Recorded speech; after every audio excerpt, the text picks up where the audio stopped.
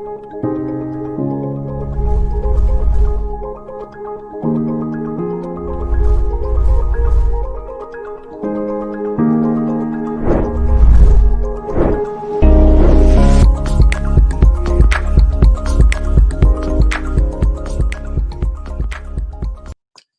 buenos días, encantado de saludarlos, particularmente en estos momentos de urgencia que vivimos en Latinoamérica, que son tiempos de pandemia, y agradecer también la invitación que me hicieran a este foro Argos para discutir los temas que obviamente nos convocan a todos los países. Muy bien, en este foro me invitaron a exponer el tema de cuáles eran los efectos de la pandemia en la arquitectura y en las ciudades. Sería imposible por la misma inmovilidad en que nos encontramos exponer los hechos a partir de una visión mundial, que con el conocimiento científico que tenemos los arquitectos con mi especialidad en diseño urbano, se ha visto bastante reducida, particularmente este último tiempo. No obstante, me voy a referir al caso particular de Chile, con algunas comparaciones con Colombia y establecer lo que podríamos decir, en primer lugar, un diagnóstico, definir cuáles son los conceptos y los indicadores de la crisis que desarrollamos en Latinoamérica, algunos cambios, sobre todo terminológicos, que se han visto en el último tiempo, que son el concepto de sindemia y antropausa, la vivienda y su contexto inmediato, lo que ha ocurrido allí, los barrios y comunidades de 15 minutos, que pareciera la unidad administrativa del futuro, o por lo menos de ahora, y algunas conclusiones que son relevantes para estos mismos hechos. En realidad nosotros veníamos, si queremos ser honestos, con una crisis ya desatada en Latinoamérica, sobre todo por la desigualdad económica, por los efectos ambientales. El cambio global climático tenía indicadores insostenibles de empeoramiento con respecto a la conducta antrópica, es decir, el daño que le estábamos haciendo al medio ambiente.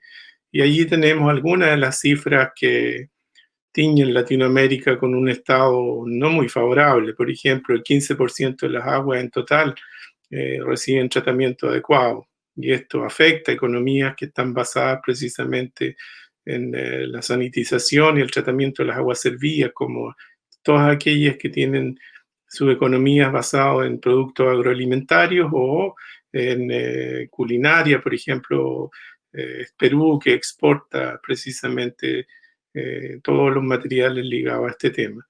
Los residuos, solamente un 50% llega a un destino sanitario, con un destino adecuado en un relleno sanitario, y solo un 4,5% se recicla. Los promedios de contaminación del aire están muy por encima de los indicadores de la media mundial. La diferencia entre rico y pobre es abismante, y una de cada 3 personas reside en asentamientos informales, o una de cada 4 en áreas de pobreza. De las 50 ciudades más peligrosas del mundo, 41 ciudades se ubican en Latinoamérica, por lo tanto los índices de seguridad tampoco son muy buenos. Latinoamérica obviamente arrastraba esta crisis desde algún tiempo, y tenemos que hacernos la pregunta, ¿cómo podríamos salir? ¿Cómo vamos a cambiar cuando hemos basado nuestra economía en un modelo libre de mercado y cuando la planificación ha sido prácticamente abandonada a este modelo? Por lo tanto, las políticas públicas, los instrumentos de regulación del casco urbano de las ciudades están siendo intrínsecamente presionadas por un modelo de tipo económico.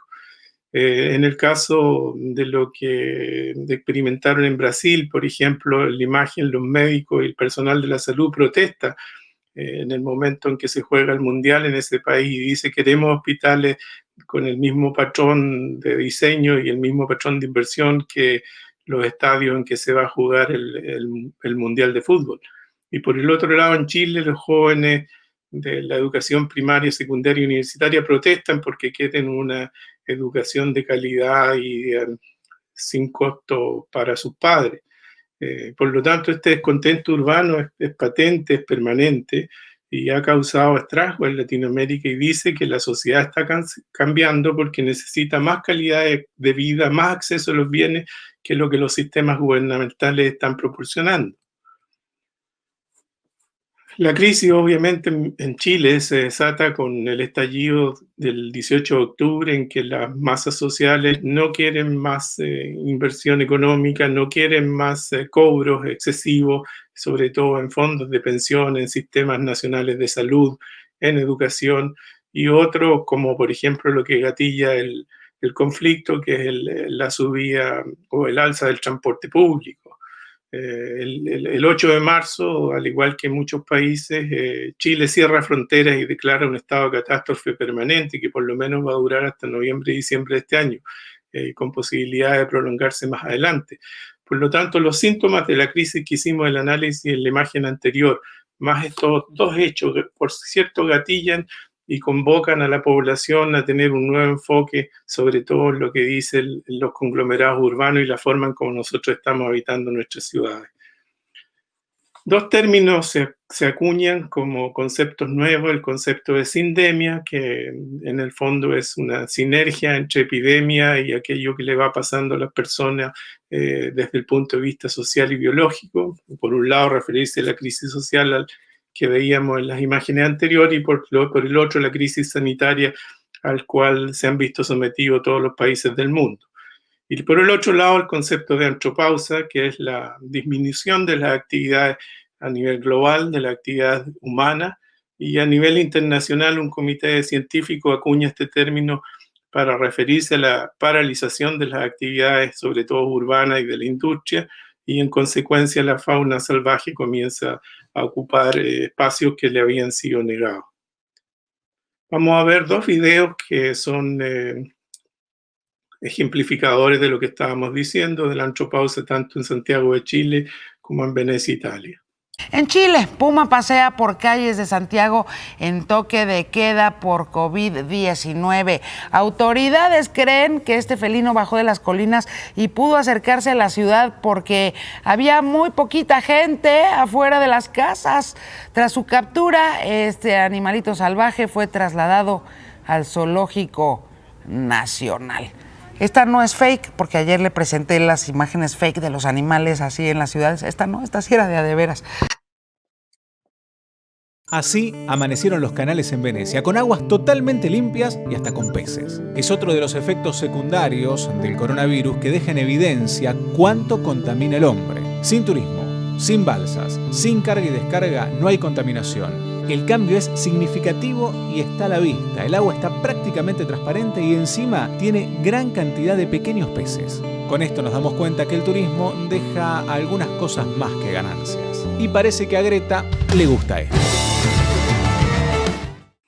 Debido entonces a esta sindemia y a esta antropausa, nos ha tocado repensar lo que estamos haciendo en nuestra conducta, en nuestra forma de habitar la ciudad, sobre todo las áreas centrales y periféricas de las ciudades, y principalmente en Chile a través del Consejo Nacional de Desarrollo Urbano y a través de las universidades que tienen el conocimiento de punta más relevante, también del Ministerio de Vivienda y Urbanismo, se está acuñando el término de ciudades y barrios de 15 minutos. ¿Qué son las ciudades de 15 minutos, los barrios de 15 minutos? Son unidades que son periféricas y que en un radio de 15 minutos, tanto caminado como bicicleta, tienen equipamiento y servicios suficientes, los cuales pueden atender la necesidad de la población. En el caso específico de este barrio, que es Valle Nonguén, está a 4 kilómetros de la plaza principal del área metropolitana de Concepción. Concepción es una ciudad intermedia que está en el sur de Chile y se identifica un barrio a 15 minutos con toda su infraestructura, tanto de servicio y equipamiento, como sus áreas verdes de esparcimiento, como sus atributos más relevantes, como un estero que pasa por allí, y obviamente la calle que conduce al área central de la ciudad. Este es un proyecto que, por ende, en el eje rojo, que es el eje que conduce hacia el centro de la ciudad y relaciona el barrio con el resto de la periferia de los 15 minutos, se descubre una nueva centralidad que se equipa con servicios y algún tipo de equipamiento deportivo y de recorrido del cerro, que es la cordillera de la costa en este caso, y que se vincula a través de esta línea verde con el estero y en que revelan todos los atributos que allí están contenidos en este plano y en esta propuesta, debido a que particularmente solamente los vecinos que viajan y pasan por allí tienen la percepción de la vía central que conduce al centro, pero no leen adecuadamente su área de comportamiento más inmediato y sus atributos naturales que los pueden convocar de una mejor manera, tanto en los espacios públicos, el esparcimiento y el regocijo de los habitantes de todas las edades. Habría sido ilógico diseñar estos espacios públicos con la misma matriz con que venimos diseñando desde hace muchos años, en que existen tantos plazas duras, mobiliario e iluminación sacadas del catálogo más conveniente o más económico y lo que permiten los presupuestos. Y lo que se está utilizando entonces es el concepto de renaturalización y que dice relación con el área natural como era en su origen más primigenio, cuando se acuña el término de antropausa, también se dice que los animales empiezan a ocupar el espacio vacío que han dejado la actividad humana. Y hay un Twitter de una persona que dice, claro, si llegaron los depredadores, que son las personas, los humanos. Por lo tanto, aquí hay que pensar que Concepción está basado sobre el Paleocauce del río Biobío, el río más ancho de Chile, que está contiguo a la ciudad, pero que a 50 centímetros hay una napa freática y que, por lo tanto, el agua aflora en términos naturales. Y hay allí entonces especies de junco, helecho y todas las especies de flora y fauna que conllevan esta actividad acuática. Como no pudimos salir a hacer análisis, lo que empezamos a levantar como catastro fue análisis particulares con los residentes. Y, por ejemplo, se hacen análisis de calle o de pasaje en que se ven los diferentes usos, fundamentalmente que los usuarios han empezado a expulsar los automóviles hacia la calle, dependiendo de los horarios, sobre todo para el aprovechamiento de los patios, o de las oportunidades y de los atributos que tienen otro tipo de pasajes o calles, como por ejemplo la que allí aparece en pendiente, y que se ocupa ampliamente con diferentes y diversas actividades de los residentes del área. Por lo tanto, para refuncionalizar la ciudad hay que pensar también que hay que relegar el automóvil. El automóvil está en una imagen y en un uso muy superior por sobre lo que están los peatones. Esta es una cuadra que está exactamente a 50 metros de la plaza principal y que se usa más para estacionamiento, incluso en doble fila, que para circular, y que puede ser rápidamente reconvertida entonces a través de y a partir de sus atributos naturales y usar el distanciamiento social con estas pequeñas terrazas y que van a dar mucho mayor regocijo a los usuarios que a los automóviles que esporádicamente ocupan la calle. Tenemos en este diagnóstico ya podemos decir que, por ejemplo, en ciudades tan extendidas como Los Ángeles, que tiene 120 kilómetros de extensión, las comunidades casi no existen. Existen muy fuera de la ciudad. Es una ciudad muy poco densa, 800 habitantes por kilómetro cuadrado, comparado con Bogotá, que tiene 24.633. Y es allí entonces donde reside la oportunidad de que las comunidades se identifiquen más rápidamente probablemente con estos barrios de 15 minutos y con acciones que van concretando el sentido de comunidad dentro de un barrio. El Club de Roma en el año 67 ya había encargado un reporte que decía los límites del crecimiento y los límites del crecimiento de la ciudad, porque se habían dado cuenta de que no solamente impactaba fuertemente el medio ambiente, sino además el desarrollo de barrios y de comunidades, y lo que hoy llamamos barrio sustentable. Vamos a ver ahora un interesante video del World Economic Forum de los barrios de 15 minutos.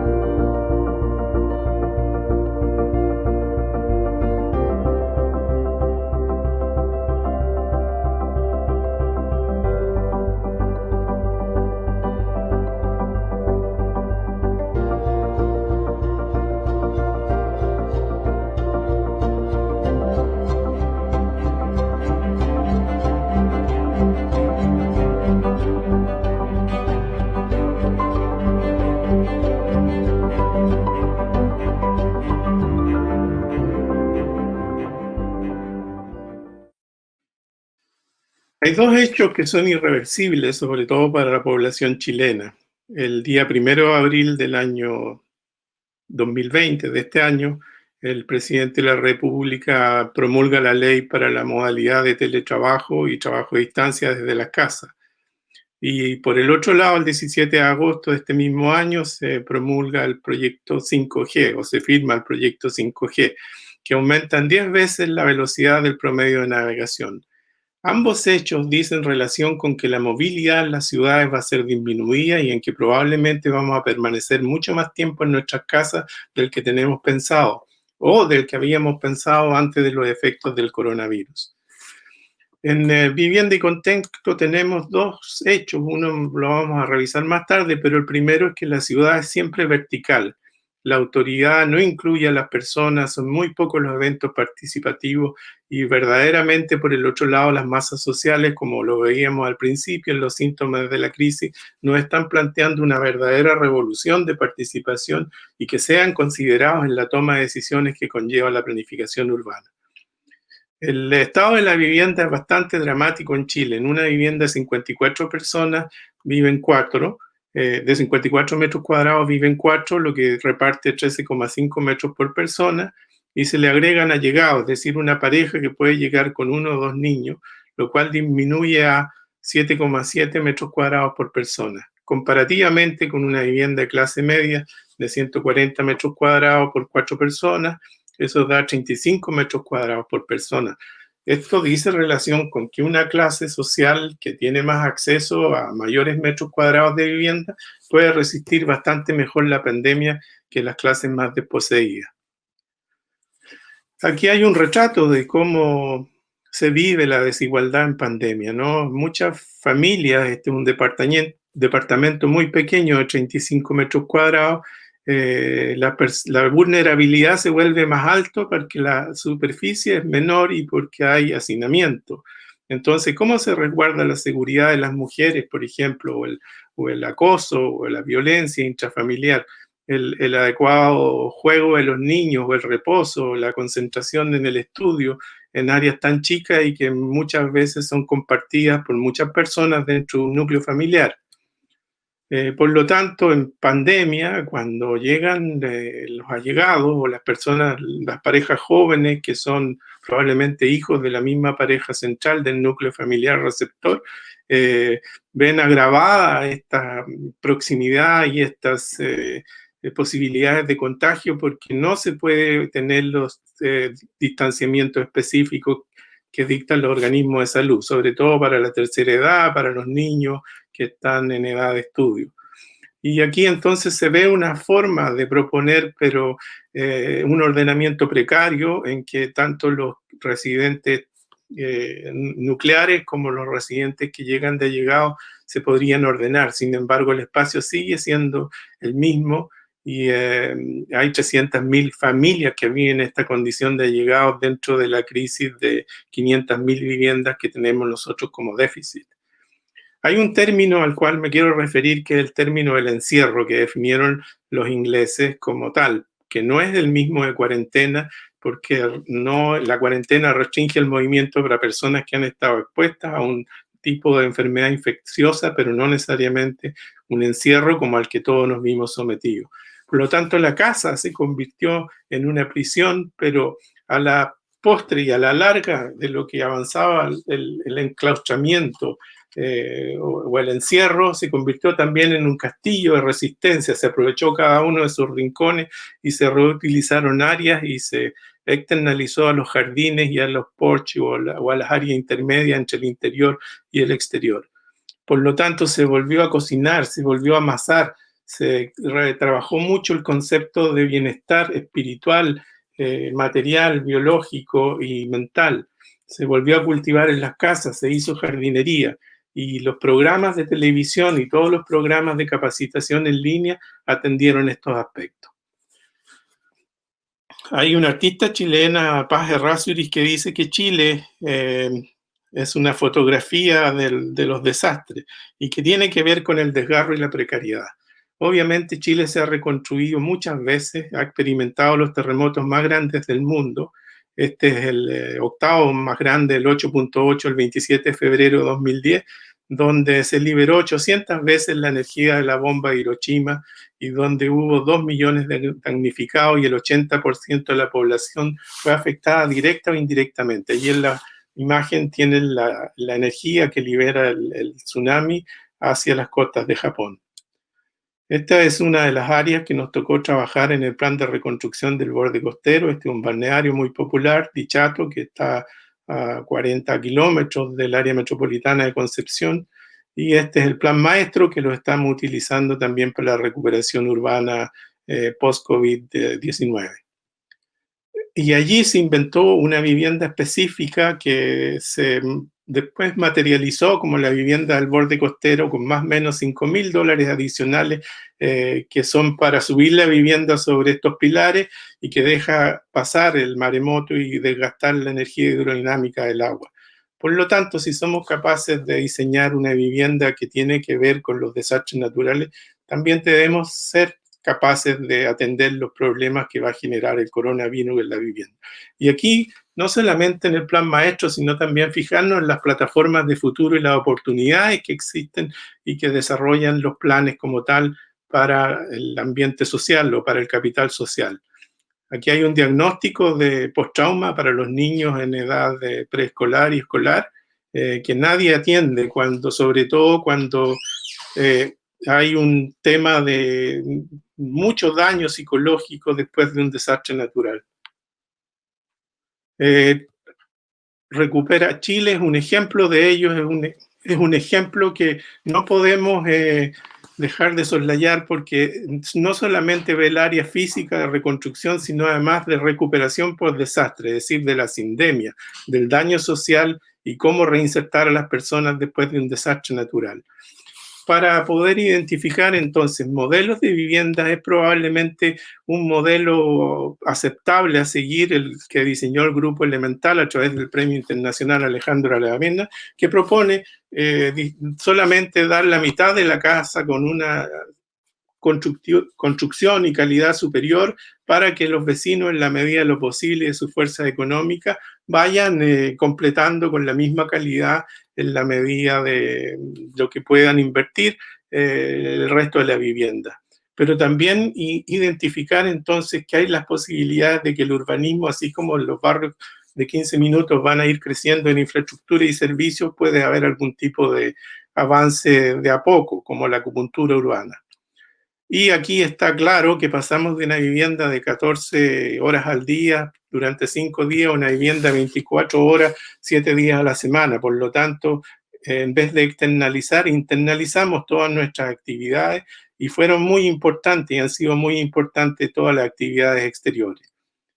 En este caso tenemos aquí un ejemplo de huertos urbanos en el centro de Concepción, donde se catastraron 385 edificios en total que tienen una capacidad de producir 3.234 toneladas de alimentos en casa. Esto es los espacios exteriores de la vivienda.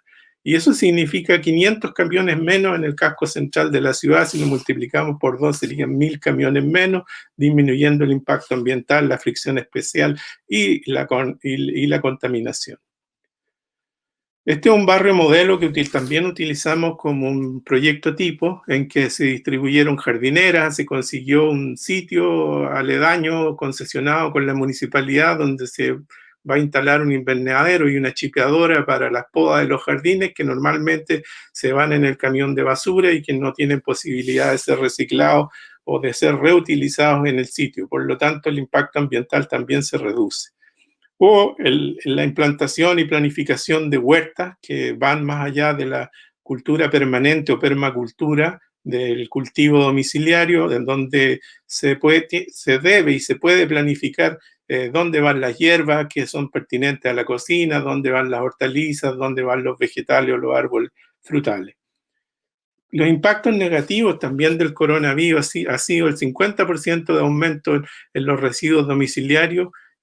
Nosotros tenemos un promedio de 0,87 en Latinoamérica comparativamente con 0,74, que es la media mundial, y el reciclaje es también muy bajo. Colombia es uno de los países que más recicla, pero también uno de los que más basura diaria genera. Así entonces se hicieron en este mismo barrio cursos de compostaje, cursos de reciclaje y de resolver in situ todos los residuos que se pueden generar en una casa como tal. Y aquí entonces se equilibra la balanza entre lo que entra y lo que sale, tendiendo a las ciudades metabólicas, es decir, que se equilibra la ecuación del input-output, es decir, hay mucho más reciclaje y hay menos impacto ambiental. Y se pasó entonces de una jardinería estética que estaba en los antejardines a una horticultura obviamente utilitaria, y por lo tanto la extensión de la vivienda fue clave para replantear el entorno y el medio ambiente de comportamiento, que es el medio ambiente más inmediato que tienen las personas en un barrio. Como conclusiones, entonces, podemos generar que por lo menos la regeneración urbana en Chile, la reactivación económica post-COVID-19, lo primero que hay que inculcar en esta regeneración urbana es el sentido de emergencia, atender a los más vulnerables, aquellos que veíamos en viviendas más precarias y que tienen menos espacios de extensión relativos, por ejemplo, al ejemplo de, valga la redundancia, de clase media que veíamos ahora al final.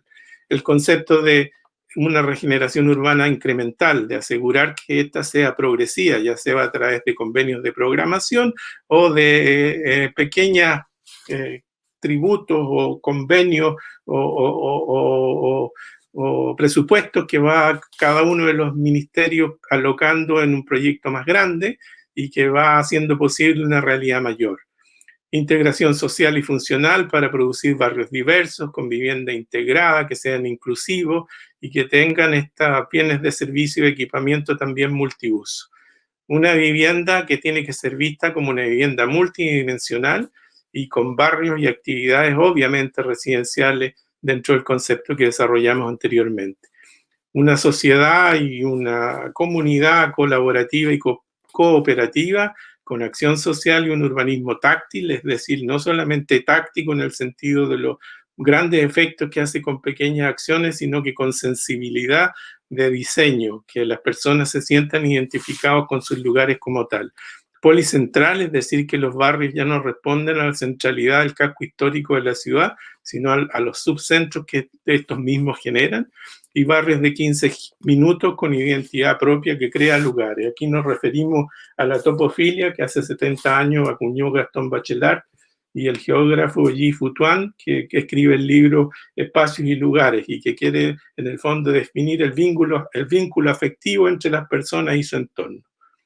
En la pandemia y en este cambio global climático que tenemos desatado, no podemos dejar de tener como primera premisa que vamos a tener menos recursos y va a haber obviamente escasez de medios. Por lo tanto, el desafío para las ciudades en Latinoamérica será revalorar lo existente y proveer soluciones muy simples.